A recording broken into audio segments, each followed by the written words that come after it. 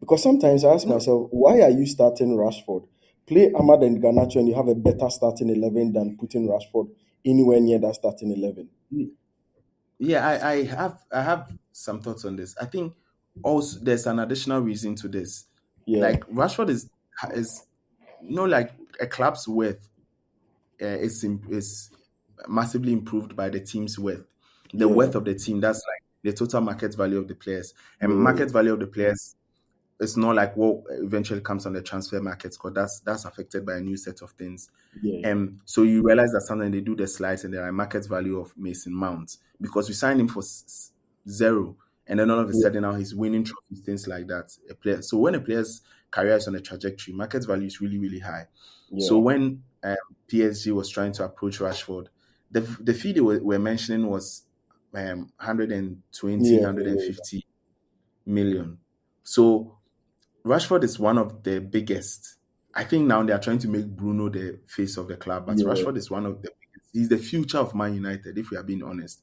He's the one who will now lead the kids. He's one of the most extremely talented. He's one of the top earners within the club. In the future, we So did back off.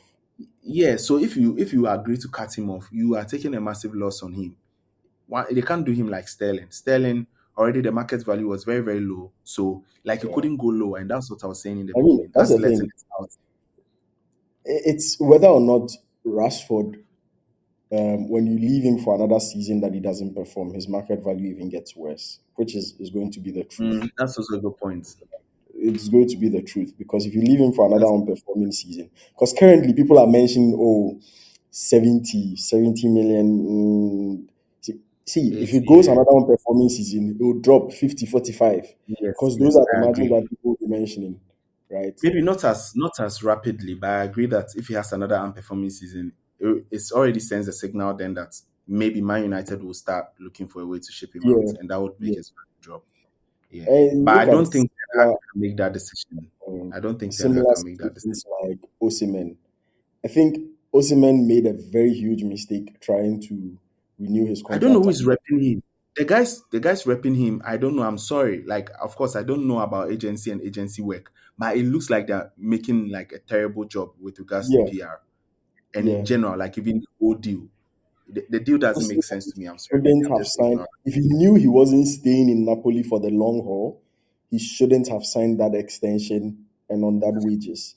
Because now, back then, everybody was hungry for him. Everybody wanted, even Chelsea at the time, like you were saying, if not for Poch and the rest, were hungry to go and get him because he had just, like, top scorer. Napoli had just won the Scudetto. His market value was top, top, top, and Napoli could have earned millions on him. Everybody was hungry. It was like, I don't think at the time, even Haaland, before he came to City, had that much press No, around him like no, Osimhen did, right? no. And then this guy goes, signs another contract. One season later, he's out of touch and favor with the club who wants to ship him away to Saudi. He's now coming out ranting because he doesn't want to go. He wants a new. He has this ridiculous demands of, I don't want a loan deal. I'm not going for any wages less than the one I'm currently on, and I have a contract with Nap. I'm like, what are you doing? Right? What are you You doing? see, I think sometimes the management of a player and the average sports fan probably wouldn't care too much or know about this, but players have different types of management and they can determine the career trajectory of a player, whether the career will go well or not. So clearly, someone like Luka Modric, his management agency has been superb because he's Well, always found himself on lucrative contracts, yeah. found himself in the right space at the right point in time, making the right And you see the way decisions for he's you. doing his Madrid situation, 1 year extension. Then he Yeah. proves his worth. Then I don't know one how year they're able to extension. pull out 1 year extensions Yeah. for him because Then he players proves who his hit worth. 5 to are sent out. Yeah. Then 1 year Like I think extension. And you see, that is a player both milking his legendary status well, but also his current impact that he can have on the team. He accepts that he yeah. doesn't play a lot. He doesn't cause trouble now when he doesn't play. He's accepted that he's not Yeah. a starter, a regular player. But he knows in the Yeah. big games when the manager calls on him, I'm Modric. Let me show my class for 35 minutes and walk away. Yes. Yes. and he still right? puts in the effort like you've given him Yeah, full time. And apart from even the player side, I just want to highlight on the management side, he looks like he's been well managed, whoever it is. yeah, And if you say, oh, you don't know about management, you don't know what's going on, that's the whole point. You're not even so when you see an artist yeah, and an artist doing well, it's not really them sitting down and thinking this and this and this. Someone is yeah. behind there by the brain. Orchestrating, And in the yeah. same vein, some players don't have or manage themselves, Because some you look use at the likes of relatives. Erling Haaland, we talk Yeah, about his quality and all that. He's had one of the most impeccable managements around his yes, club yes, trajectory, right? yes. His deals with Borussia Dortmund and Huge City. Dortmund, City, superb management and upward trajectory. Today, Osimhen cannot sing the same song. And if today you Yeah, were to mention 2 seasons ago, you were asked to mention the top two strikers, any striker who can rival Erling Haaland, you definitely say Victor Osimhen. yeah. He's the closest now in comparison. Like, and around that time there was like, I observed it. It's just unfortunate we didn't have this podcast, so obviously we didn't have that discussion. Where there was, I'll call them the rise of the false prophets. You had Yeah, the Kolo Muanis, you had like a lot exactly. of these guys come up, Goncalo Gonzalo, Ramos. and you think, oh, all of these guys are going to blow up in the market and become Yeah. top strikers.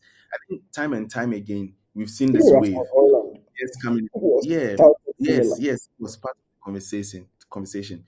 Players come, like there's a whole trajectory of players, and people think, oh, the market is Yeah, going to explode with them. There are periods where the market just goes dry, and people are right. not aware of these ebbs and flows. So good management, good agents take advantage of those situations. Like Yeah, football, your career is really fickle. Oh.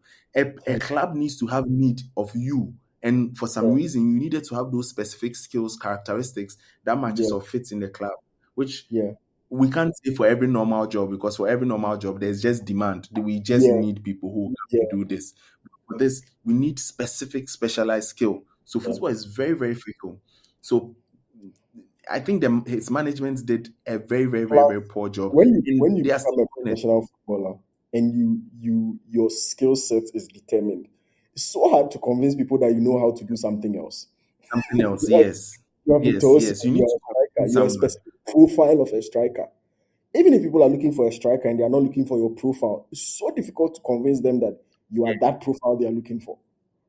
I mean, and Victor Osimhen, luckily, is young and good enough for everyone Yeah, to think, okay, it can work, or okay, yeah, we can make it work. I think for some reason at Chelsea, like Maresca is showing that um one like Magui, for example, is yeah, quite good with the press, but he's also a box striker.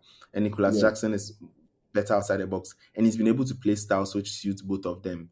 And obviously, Osman is not like a slack when it comes to outside of the box. Sometimes with his yeah. He carries, he has presses. carry, Yeah, his pressing, yeah, the way he can hands the ball creates. The thing with Osimhen is that chance creation. He'll get chances. He knows he how to create will, and chances as a he striker. works so hard.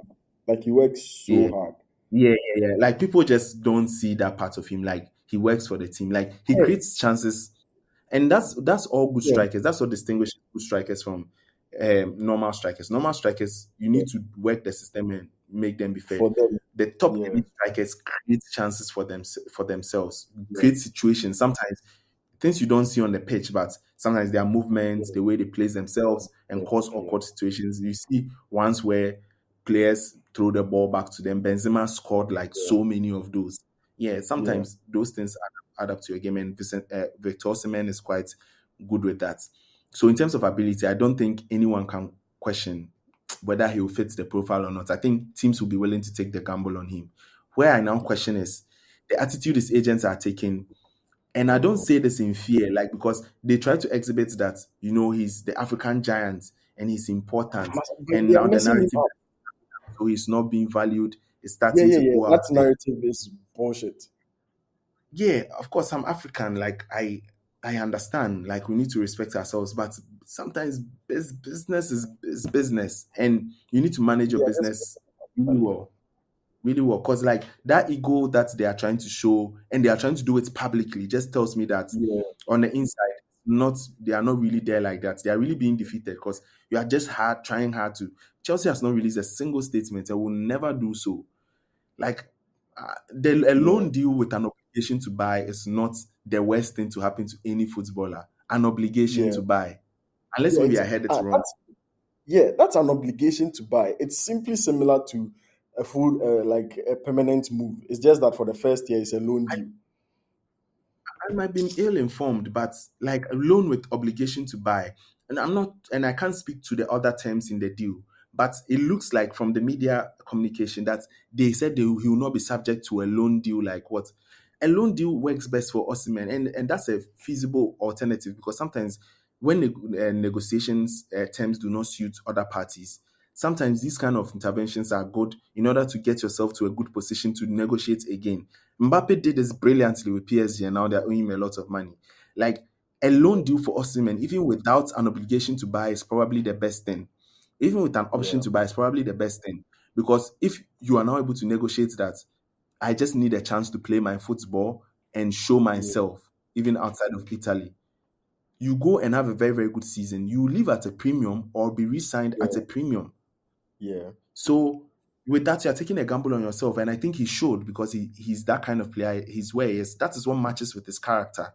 So I don't know why yeah. he'll be represented by people who care more about the outside ego of saying our player will not be treated. He's the five. Do you think you would intimidate Napoli and Chelsea? Because me, that's the thing. Nowadays, like behavior has also become a huge part of determinations to sign players.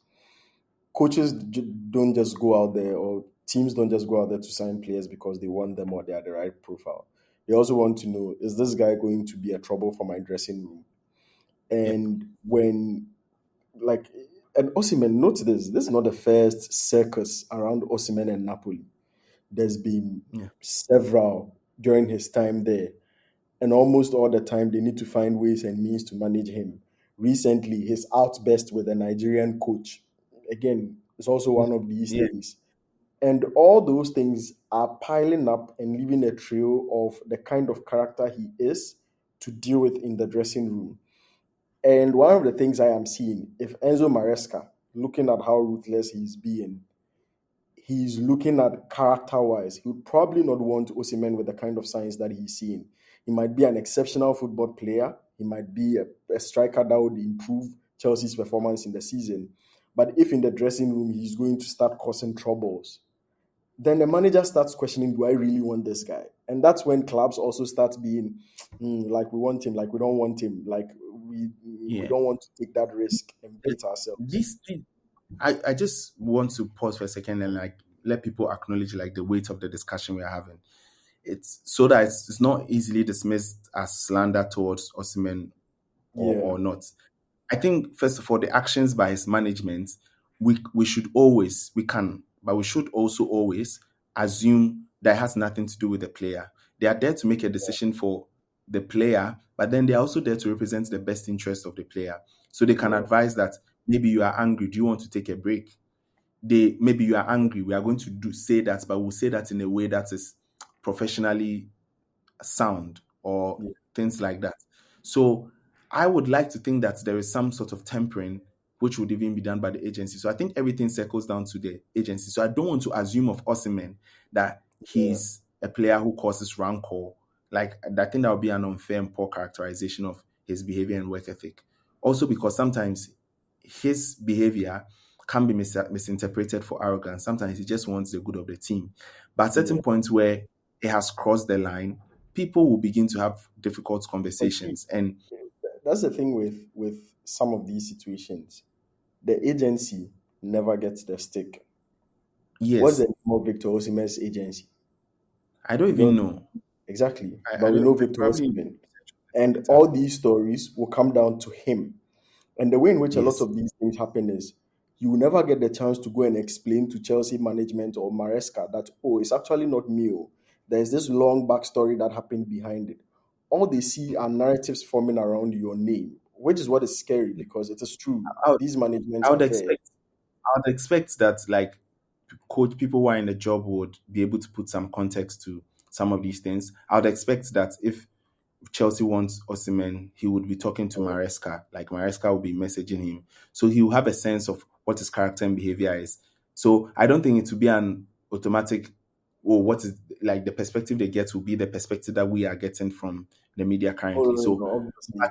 It's more of where where I think it's going to be difficult, or where I think is like to it's to the fans also, and our perception of these things. And of course, there's still the danger that he may not be able to fit into the squad and things like that. yeah, But where I want to focus the discussion is in his transfer. I think the strategy just looks to be some way, because now PSG doesn't want him. Chelsea they wants need a a loan without transfer, competition. and a club that wants you to loan you at least give you a chance. You say no, no, like the demands are And just too unrealistic at this point. And you can see that the agent is trying very hard to get a PSG move, because the PSG will obviously pay more. And Yeah, last time, perhaps one day you should have a conversation with Faithfulness on agents and agencies. yeah, But yeah, yeah, yeah, there's talk of like agents taking very, very huge fees um, within like sporting contracts. And now they target the kids right from a very, very early age. They see you have half the talent, they put you. So some of these guys are represented by people who don't even necessarily have their best interests, but probably are on a contract with them for how many yeah, years, and they own a share of you or something like that. Like yeah, if maybe if not to that extreme, but you are tied in with them. And some of these guys make decisions which are very, very awful for the players. yeah, Also, some of them also have a way of being able to also convince the player that this decision is the best for you. Like, let's also not underestimate sometimes the ignorance of these players in being the principal within the decision making um, process.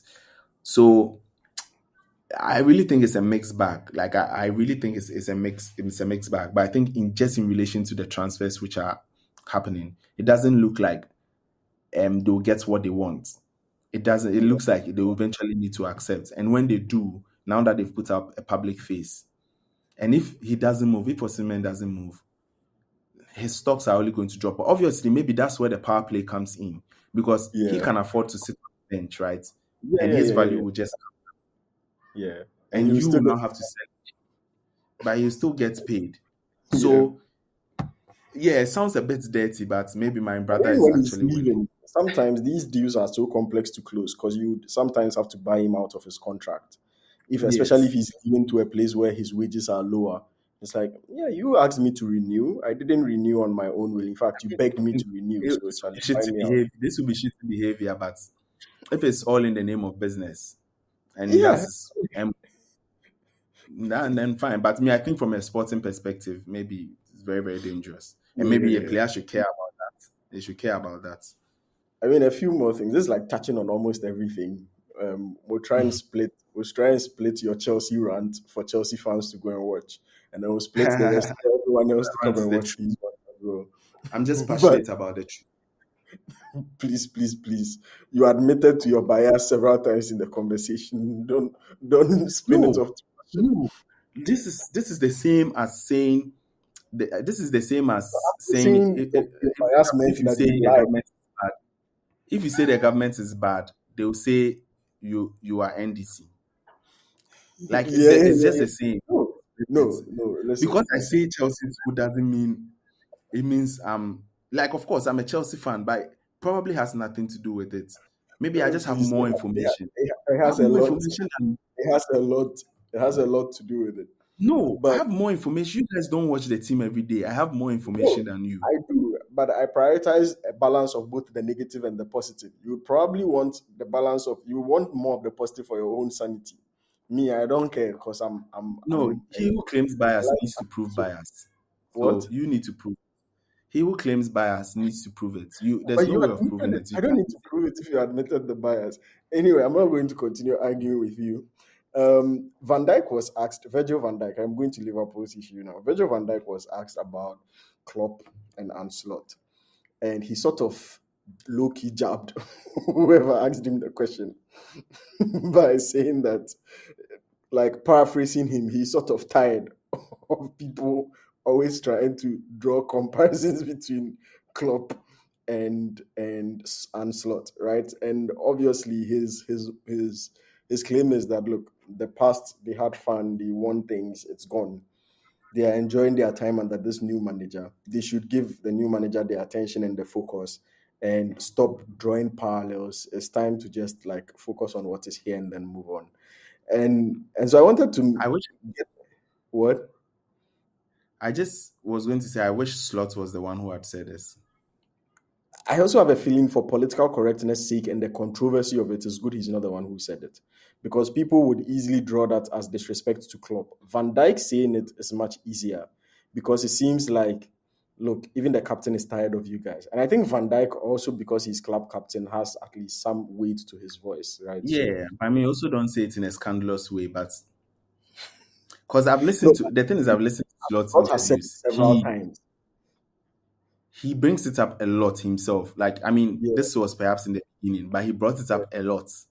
yeah, Like his connection with Klopp, his connection with yeah, yeah, Klopp, which makes sense because you want to get the Liverpool fans in sync with you, let them know that you're on the team. So at a point when it was now embedded that, oh, it's same as Klopp, not that he needed to do that anyway, that's my yeah. opinion. But he also didn't want to annoy because there were some people who actually just felt like Klopp He's a should have bad, stayed. Klopp or yeah, nothing. Yeah, yeah. So maybe it's yeah, an attempt to get them on because he started making a distinction that okay, yeah. it's a little bit like the style of play, and sometimes I'm on the borderline. Is he being honest or he's playing it? Because style of play, He I think there are huge differences in the way both of them play. there's a But anyway, huge that's the discussion for another day. there's a huge That's the difference discussion in the way for both of them another play. But day. the only thing I want And you what I was going to add that there was a time Curtis Jones was asked style of play between Klopp and uh, Slots, and he was like, "Oh, they get to do so much more. Trainings are fun," and then people yeah, span it as Klopp hate. So you see, they're out there fishing for the story. So I get the yeah, precaution yeah, yeah, they've yeah, had. yeah, yeah, obviously. Um, I mean, there's one controversial thing hovering around, or one cloud hovering around Liverpool. The fact that they've not made any key signings this summer window. But also the fact that the likes of Van Dijk, Salah, Trent are into the last years of their contracts, I think. They've not renewed it yet. Recently, Slot took Trent off, and there were some skirmishes around discussions, Trent being unhappy about him being taken off and all that. And there are questions hovering around whether or not these guys are ready to leave because the club band is being is being thrown out. And I don't know what your take on it is. If you are in Liverpool now and you look at these players, would you fight to keep them? Yeah, to be clear, I'm not in Liverpool now.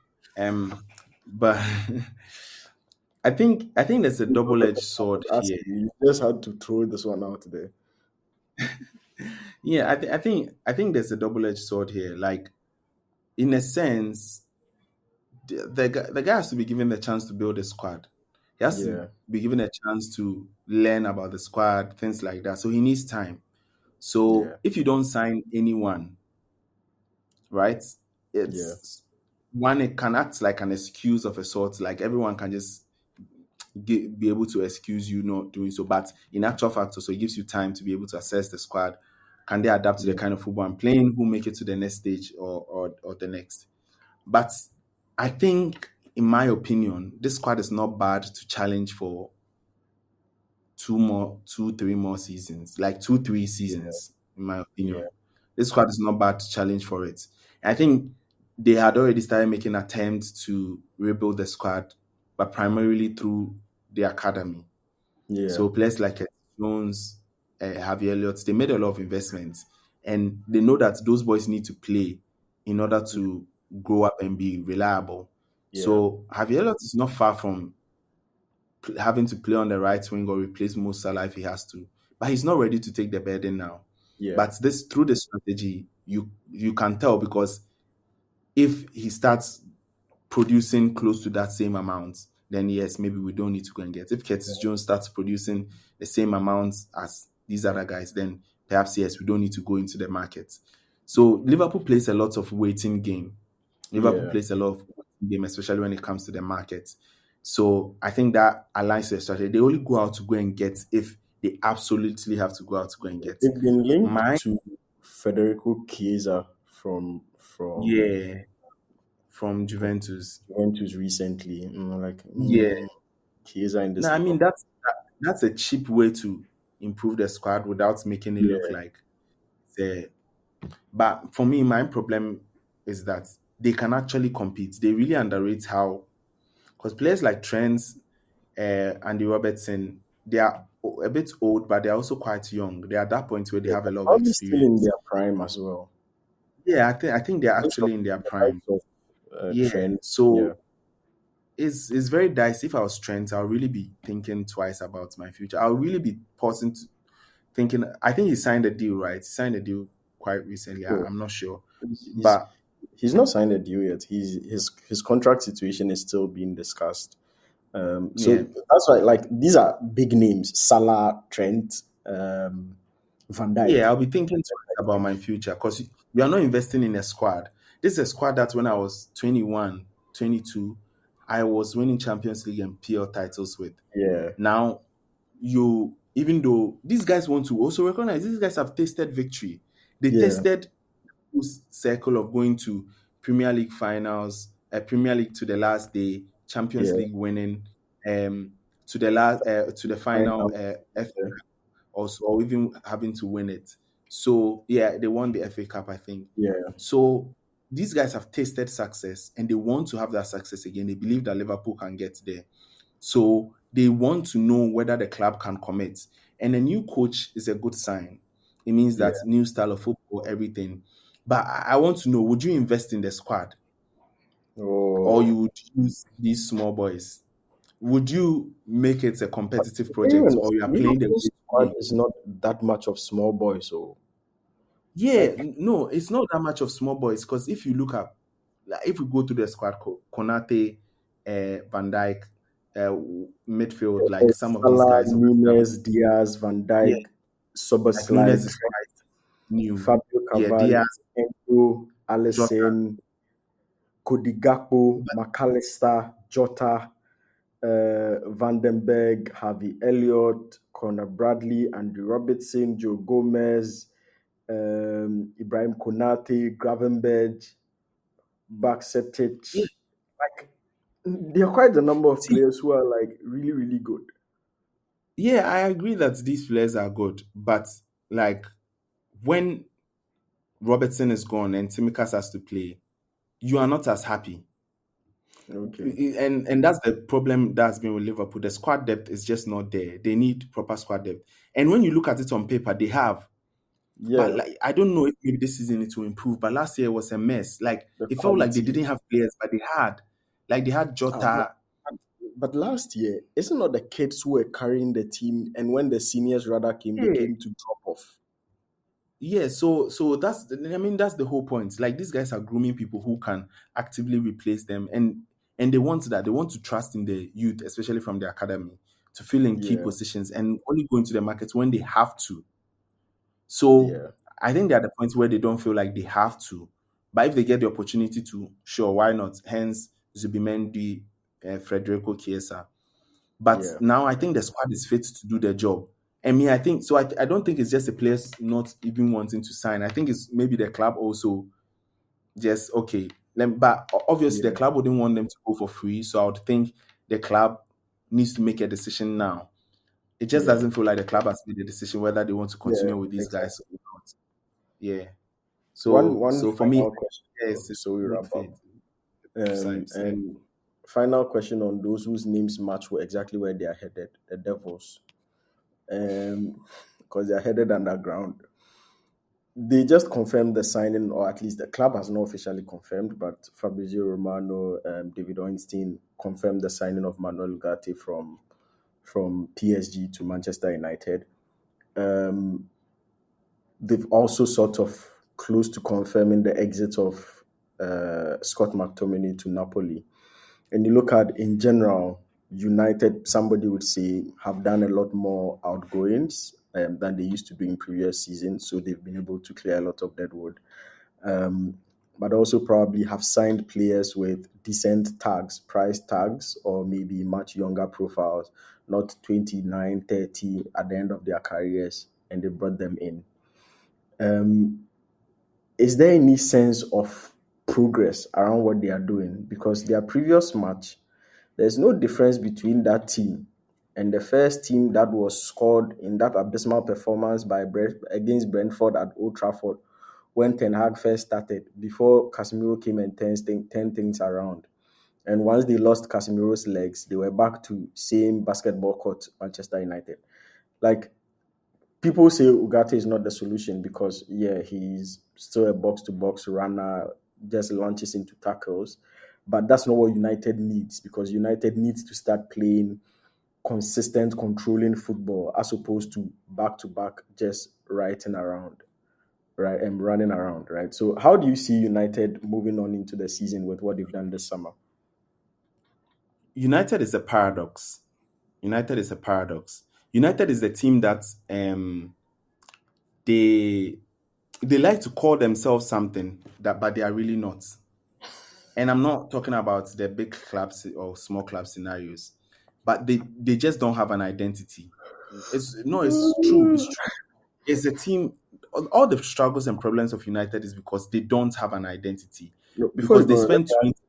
is it that they don't have the identity we expect a top club team to have, or they have no identity at all? Because currently, I know their identity is chaos, which in itself is an identity. Yeah, you're being mischievous. No, no, You're but that in itself is being an identity. yes of the Man United fans. Just to continue, I think they spent 20 years being under Fergie, finding the success, and Yeah, it was good. And some people are still stuck in that. It does yeah, feel like I think I listened to a show once where someone really was able to spin the theory that all the problems they have now is a Fergie problem. mm, And it can yeah, this is borderline conspiracy theorist because you can point to a few things which maybe may have gone wrong, but are you just trying to lay the blame somewhere off? But it's quite clear that a lot of the people who are also in charge belong to that era and belong to that mindset. So they call themselves one kind of club. They like to think they are great, they can buy yeah, off anyone they want, and that's what influenced the kind of signings they were making. Because really, yeah, the Fergie legacy is also about going to get the best from their clubs where they were performing and finding a system where you make them absolute stars, or like you are able to get the best out of them, and that's what's yeah, influencing the kind of signings they make. So some of the people in the decisions still act in that way, and meanwhile on the yeah, front they go and get people who talk about business and talk about what sporting challenge and whatever, and get a coach who's also in his own world. So the whole thing is an entire mess because they are not clear on the identity to have post the Fergie era. They've never been very, very, very clear on the identity they want to have. Currently, yeah, the identity they want to have is one of young, promising, players who play like what you call it, counter pressing football, like so energetic, young, yeah, experienced. So at least that's what this new project is seeking to do and has clarified, which I think they should have begun. So players like yeah. Garnacho, Amad Diallo given the chance are part of that because Amad Diallo was bought years ago and they never We, forgot him like people thought. but Yeah, yeah, yeah. But all in all, he was still developing and was coming through. yeah, So I think those fruits are beginning to show that was the way we should have gone. And that's why recently they've gone to buy a 16-year-old trying to go in that direction. And yeah, people were like, they are copying Chelsea. No, they just yeah, had different philosophies, changing yeah, them at different points in time. So, and I think the problem also is that they are trying to create a new solution while still sitting on existing problems, yeah, and they are existing. fixing those problems whilst creating solution. And those problems they are fixing are creating those solutions they are trying to have. Those Yeah, problems they are trying to fix are creating new sort of like new problems that they need to deal with. yeah, And and in football, fans are very reactive. Like we can see it yeah, with Chelsea. Like you are making it when you are making a decision, fans are not in connection with management, they are in connection with the team. So yeah, management decision can make a team suffer, but it may be in the future of the club. But fans yeah, don't give up, they are yeah, compromising on yeah, the football. So if you don't have fans who can sort of accept that sometimes, and fans of lower clubs do this a lot, sometimes they can accept that homegrown talent will be sold. Sometimes yeah, they'll be like, stay. But they can accept, like when Bellingham was leaving, they begged him to. He signed a new contract to help them earn, and they accepted. Yeah, They waved him goodbye. When he goes back, he's still a cult hero. In top clubs, that's very very hard to accept that yeah, a management decision will change. So, and because Man U is one of those clubs that is really really fan influence or controlled, their yeah, fans have a huge influence in the kind of decisions that they make, the ownership and stuff like that. Like the ruckus they cause brings damage, and I think the club comes back. But hopefully, yeah, under Ineos, they would be able to execute that strategy. And I've seen that there's an attempt to do so in the signings that they have made. But they need yeah. to do that while marrying it to the kind of football that Ten Hag can play, because they talk about wanting to play controlled possession football. Ten Hag is not controlled possession football. See, if, Ten even Hag is beyond not the tag, controlled the football. players are not controlled possession football Yes, players. You can't yes, want you can't be a team that wants to play controlled possession and ostracize Sancho in favor of Garnacho. These guys are yeah, pressers running behind horses on the pitch. You look at yeah. the signing of Emmanuel Gatti as a DM. He's not a controller. He's not a Rodri style of player. He's Mhm. equally run up and down. Fernandez doesn't control the ball. He gets it. He just gives his head. Boom. Always they are trying to move the ball somewhere. They don't. And none of the players there. I'm looking at players. Maybe now with the kind of defensive signings that they are doing, are players that you think are starting to form. Like if you look at Mazraoui, Delict, this Mhm. guy Martinez, Menu, that Yeah, crop of players are players that you think, okay, these guys hold the ball a little bit better. Everyone yes. up front doesn't. The Casemiro doesn't, and so they are not even able to play that style of play, even if they wanted to. Yeah, yeah. So yeah, that's exactly what I'm saying. Because like there's a disjoint in Yeah, what they feel they should be doing and what they're yeah, actually doing or what they have, yeah, and no one is admitting it. No one is really admitting it, because it's like the narrative is they need Menu is a creator, so yeah, they need a destroyer. Like those, yeah. to be very honest, those are very very simplistic and archaic. Yeah. Like if you the school of the peps, there's a new language for football. See, There's a new language for football, and you are sitting there these doing guys, like creator destroyer the from defensive 1990. profile they have is entirely different from the attacking profile they have. And Yes, that's why always they struggle in transition because you have an attack that's playing a different style of play from the defense they have and the capabilities of that defense. These defensive guys wants to control the game, play progressive football such that even when the play breaks down, there is enough positions around to be able to stop a counter attack. You guys have almost the top five in someone's penalty box, the entire midfield left, two defenders hanging out back. What exactly is happening? yeah, yeah, and it's true that it's affected the kind of football that they are playing on the pitch. So to Yeah, answer your question, that's a very long way to answer the question. But to answer your question, I do think there's some kind of progress, and I yeah. do think they are making progress. But I think they Especially with that underestimate exit how strategy. long. Yeah, I think they underestimate how long it Yes. might take to They are now actually going get. out for nowhere. I can come back. Yeah, yeah, yeah. I think that's their only problem. They Because underestimate now because they are now. it would seem a little bit stable because they have old guards, new blood. Once the old guards Yeah, are gone and the new blood are there, the new blood will now uh-huh. have to go through the kind of saying the identity arc, carve their own struggles, and then come up. And that curve Yeah, is the one that yeah. people usually miss because people think from the old guard, new guard success. Yes, yes, yes. It takes some time to do same. So Yeah, I think it's a matter of also the squad profile, and that's why it's a funny thing because the squad that apparently the Ten Hag football needed had to sacrifice the most productive people. yeah, The style that Ten Hag wanted to play, because he wanted to play on the front foot, uh, counter pressing football, right? He had to yeah, sacrifice the biggest producer. So Ronaldo, who was the top scorer also the yeah, previous season, had to be sacrificed. Bruno was dropped further down. Rashford was put on the right. No, Rashford was put up front because he had the pace to also yeah, engage in that pressing thing. And it was clear that Rashford doesn't do well up front. It's clear that Bruno, deep down, you are missing your biggest creator. It's clear that Ronaldo, a lot of these players looked up to him and like was very, very instrumental in getting some big goals for the club.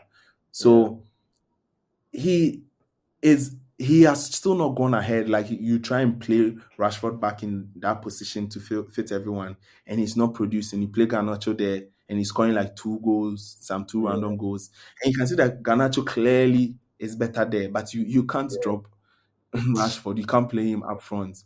And then now Rashford, through no fault of his, looks like it's out in a normal season. If Rashford scores 12, let's be frank, that's fine. Yeah. Like, I'm not saying I have low expectations of him, but I no, mean, but if you are not scoring the 20s and the 30s, and you are scoring, let's say, 12 goals, 6 assists, so 18 goal yeah, contributions, that's a decent season, yeah, right? because the surprising thing is that Rashford scored when he scored 15. And what characterizes a good season is like you see with Liverpool, it was Yeah. only once that Mane and Salah. I think most of these teams sometimes just have the goals shared across. So a team like Yeah. Arsenal, Saka has 18, Seven 19, but goals. everyone has Ah, 10, 12. yeah, So the exactly. problem is those around him But are also even not Chelsea, producing. the year that Chelsea won the Champions League, and with two, like, you guys had the largest number of goal scorers or something, and all of them were like two, three, two, four, three, five, two. So, so people were Yeah. scoring, and the team was progressing, right? Yeah, so I think that's why I feel for him because some of the blame he gets, it's really unfair, No and then it mercy. will affect replay. Yeah, Yeah, but I mean, it's it's similar to, if you look at, for instance, right now, people would, and I think we said this some time ago, people would pick on the likes of Enzo Fernandez at Chelsea because they would see him as one of the oldest players there at the club, especially those at the active, and he's taking responsibility and he's captain and all that.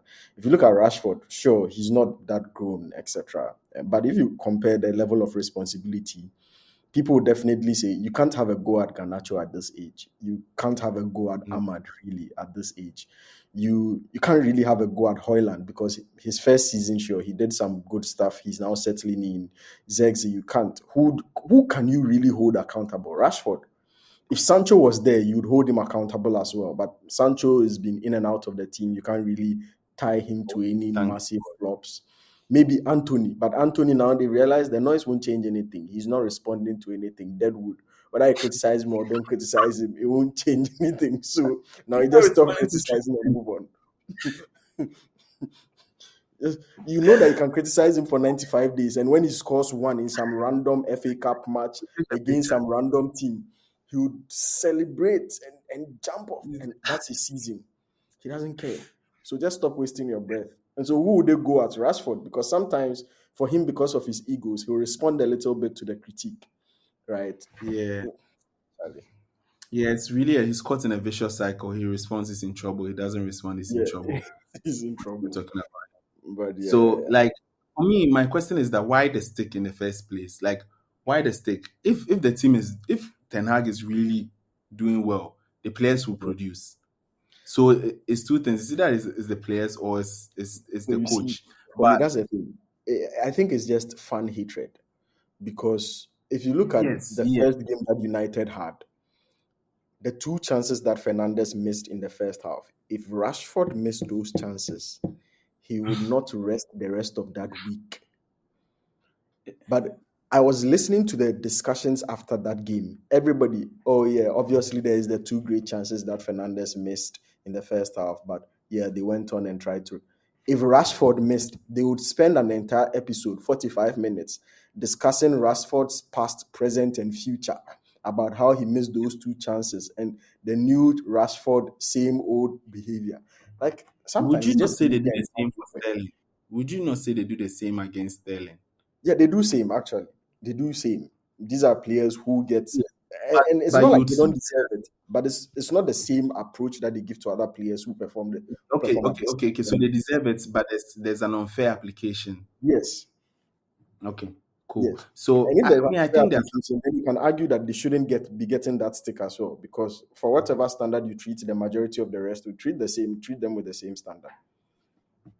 okay. For me, it's also that these guys are some of the top earners. Like when when you come to the room and it's messy and you need someone to take charge of it, and there's no one in charge. You just look Yeah, at who should have taken responsibility.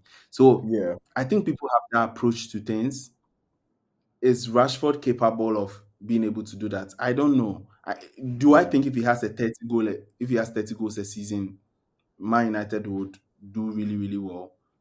Sure, but I don't think they will get to that top level that they are looking for. No, Even if Rashford starts really well. No, even if Rashford starts doing really well, see, they will United still is need. the thing where is United is at this stage where they don't have really a goal scoring problem. They have a defensive Yes, problem because that game yes, that they lost against Brighton, Brighton. those two goals were two stupid goals to concede, and Yeah. you blame attacking players because if they hadn't conceded, that one goal would have been enough to win them the game. And if you have a team No, that's not scoring, usually what saves you is defensive solidity. That's why Thomas Tuchel's teams 1-0. He's running through the tournament and he's going. Jose Mourinho, he can have a team that's not prolific, but they're still getting results because he knows that knowing that he doesn't have prolific scorers, his defense has to not concede the goals. Ten Hag doesn't play that way. United doesn't have that me, solidity and it's always for scary. example, when Maresca came in, he said we would concede goals. Like he Yeah, said, we will concede the odd goal or two because yeah, the team is now learning the principles. They will make some mistakes. They are very yeah. young, but he doesn't say it's like Poch. Like he says, yeah, would they make one or two. So if there's a style of football that Ten Hag is likely to play, I feel like there's a thin line between accepting that him wanting to play out from the back would mean that they will need to concede, and when you have Johnny Evans starting 9 out of 10, then probably that's not the style to play. But do you play that? Do you change that style because Johnny Evans is gone or not? So Yeah. you have a coach who is consistently caught up in that dilemma. So that's an important context to No, but now put we in. should. I think now we should start to see a much more consistent back four from him. Sure, maybe Yes, Linfield's preferred left back, but yes, if he's going to yes. play Delict, Martinez, Mazraoui, and Dallo, we should start seeing that back four because he's still starting Maguire and still subbing off Maguire in the middle of a game and bringing on Because Delict. Maguire is playing really well. Because that Maguire is Yes, playing really well. no, Maguire I is playing really agree. well. But if Maguire is playing really well, don't change back four in the middle of a game and expect continuous stability in the defense, especially when That's what you are exactly drawing Brighton. and you either want to keep the draw or not lose and go and score, Yeah, right? Because yeah, yeah. in the first two games, Marco has probably been their better defender. I mean, like he's stopped some really nice counter attacks. Yeah, his big foot saved him this time, and he's been heading away some balls and all that. But you take him off, you bring a new pair of defenders, shift people around, and all of a sudden that stability is gone, and they Yeah. need to adapt. Oh, And you are doing this in 80th minute, so they don't get the time to adapt to say, "Oh, okay, 10 minutes now I we are in mean, rhythm."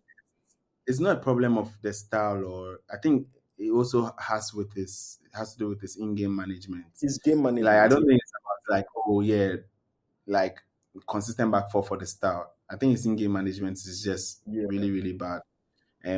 There are countless times where he's made substitutions which has rather Like confused everyone. And that's you are you chasing know a know game what and you bring on Anthony to do what? like I mean to be fair, to be I'm trying to recount if this is an unfair judgment on him, but Yeah. to be fair, he has made some changes. Like sometimes his No, setup is brilliant. his changes were great. Because if you Mm, notice, like there were epics like that Barcelona game at Old Trafford, yeah, where yeah, yeah. first half performance is abysmal. Ten Hag That's goes was in and comes influence. out. He makes one change. Pa, pa, pa, pa, pa. United is a different team in second half. So in his first season, his game management was great. In his second season, which was last season, this guy was the one who used to do that magic for him, McTominay. And I wouldn't say it Yeah, was yeah. because Ten Hag was making any brilliant tactical changes. It was because McTominay was that person who would crash the box and he's naturally going to run up front. And he gave him the freedom to do so and not to sit deep as a deep line playmaker. Now that Mm. McTominay is leaving, ask yourself who, Anthony, is the one going to crash the box for you or who exactly? He's lost that part of his game that was there in the first season. So it's a very valid critique from last season till now. His in-game management has been really, really poor. First. Yeah, I think you know, I like to think that with football, if you gain a reputation for making good subs, it doesn't always mean that you make that magic sub where the sub comes in to score a goal. I don't Yeah. think it is. I think I know, I don't think it is because we sometimes overhype I don't even some think of these Ten subs. Hag's subs were scoring goals. Or it was just Uh, every time he made a sub, the way the team was playing changed. Okay, yeah, Either there because was a gap that's that what was I'm going to stopped. tell Yeah, there was a you. gap that Yes, was stopped. There was an offensive play that was now on the press. There was somebody who was yes. now triggering the press more consistent. So he did the thing that you could see the character of the team has changed on the pitch. Now he's not Okay, doing that anymore. And okay, that's why I because was that's what I questioning wanted. his Anthony change. Because you don't bring Anthony on the pitch and expect him to be tracking back to go and chase, especially when he's demotivated at this point in his career. Hey, if I say I'll shade United, I'll never stop. Anyway, let me. Yeah, I get what you mean. Like if a player is unsure of their future and it's a tight game, because Yeah. someone did in Chelsea before. I think ZH. I think it was Potter also. Mm. Like the game is in a mess. What? Then he'll bring on Aubameyang second half. Like halftime, he'll sub off the kid, and everyone is like, "What are you doing?" And Yeah, like Potter, like people will say, "Oh, okay, Potter had a huge squad. If not, he would have managed." No, it was no, clear no. that he was not firm. It was clear, and that's why I like Maresca. Like, don't get me wrong, I'm a softie. Like, I'm a softie. I like softies. I admire Yeah, them. yeah, yeah.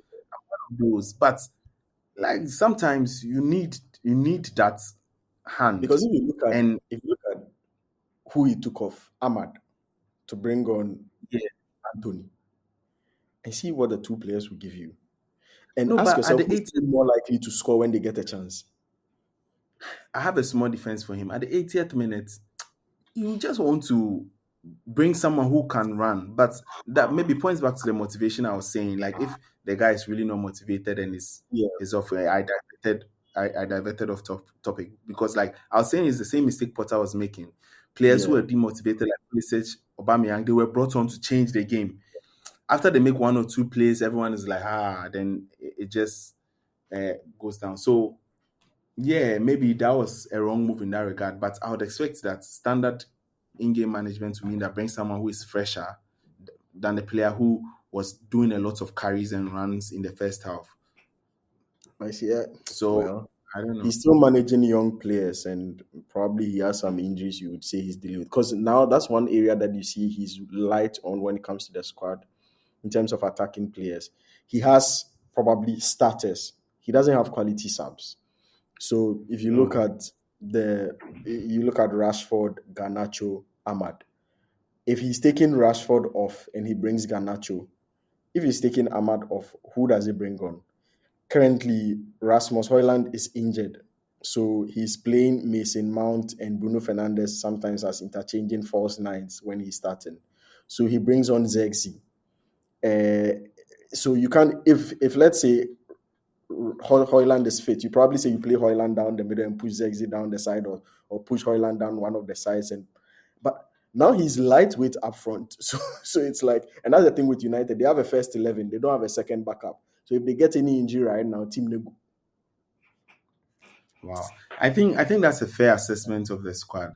Like I wouldn't want that United job. It must be a really, really hard Yeah, job. Imagine yeah, entering into the season and you can't train with a nine.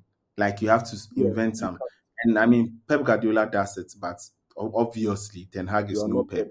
You So are it's not hard to expect players, coaches to adapt and still have the expectation that United needs to get to the top. Maybe it boils down to Pep. the expectation they have of the team, because that's why I say they don't have a proper appreciation of what their team is or where they are. Garnacho Yeah, scores and is like, yeah, better than Palmer. The Menu makes an assist and they're like, no, better than Enzo Fernandez, better than Caicedo. And I'm like, do but those do you know those those going on here? comparisons are just frivolous comparisons. I don't think people are really Yeah, assessing like where yeah, I that mean, team. I'm not even saying that their player they have is a bad player, but sometimes the discussion around who would they, who would now be the final key to the puzzle. Bro, Yeah, wake yeah, up. yeah. There's no final to the puzzle. Yeah, The there's no point is that puzzle to begin with. No puzzle has been um, assembled yet for you to look for a there's final. a mess. Yeah, before you start There's- to, you need to scatter things before you see. Sometimes when you are it's- looking, you If need you to look at, scatter the things. you see, that's the problem that Arsenal has right now as well. And that's problems that they started solving from last season with the signing of Trossard and the rest, where they had a first 11, a very good first 11, but anytime one of them dropped injured, the replacement was way below par. And now the team, that side of the team is dysfunctional. Somebody has to overcompensate and all that. And that's what they are seeing. They are trying to improve. So you realize when they brought Trossard, even if like Martinelli is injured, you don't really feel his absence. Or if they sub him off, you don't feel his absence because Trossard comes in and does a really good job and he's creating an impression on the team. You're Yeah, asking yourself, this United, first off, even their first 11 is not producing anywhere near what Arsenal's first 11 is producing, let alone when they are not there. Deadwood, like, it's just troublesome and chaos for them. So, Charlie. yeah. I But mean, yeah, I agree with you. I think that their diagnosis is far deeper than they themselves they appreciate, yeah, and it would help to manage expectations. I don't think it's a club that, say, if it has a big push and a big goal, it would make top four. But doing that comes with certain consequences, and yeah, United is due making some sacrifices. Because what they don't understand is that the whole Fergie era that they praised came with sacrifices, came with yeah, a it, lot of sacrifices, it did especially at absolutely. the beginning when they weren't winning a lot, especially Yeah, when, the uh, whole crisis, Zach Feggy, like yeah, yeah. getting. So they are not willing to make the sacrifices for to protect their ego. They claim that they are back at the top and that they are doing very well. So for me, that's where they need to start from. And it's hard to say people should have patience, but really good things take time. But football fans Yeah, don't care. They have no incentive to care. Like tomorrow, he's a year older. Why should he give you time? honestly, they have He's no going to have incentive. forever. Yeah, Yeah, like why should he give you time when he can have it now? You yeah, see, so yeah. maybe that's the crisis. That's the true Anyway, crisis. thank you so much. This has really been a fun conversation, though. Like from I hope so. Chelsea, I hope people found it fun. it's been a fun conversation, and yeah, definitely people should look forward to more consistent episodes on the Beer Parlour. Um, Planning to make it a week in week out thing where we do our breakdowns. Our sports fans usually they've missed that show, Charlie. It's been a long time we did an episode Yeah, a lot on the Beer of Parlour. people are like, when are you guys? Tell me, because me, I wonder, like, is it because I just sometimes think we're almost ranting back. Like Yeah, people think it's good, and yeah, yeah. and I You see, know, that's the like thing. no, We we we talk a lot, but we are very analytical people. So yes, our talk is very, very analytical beyond the usual noise.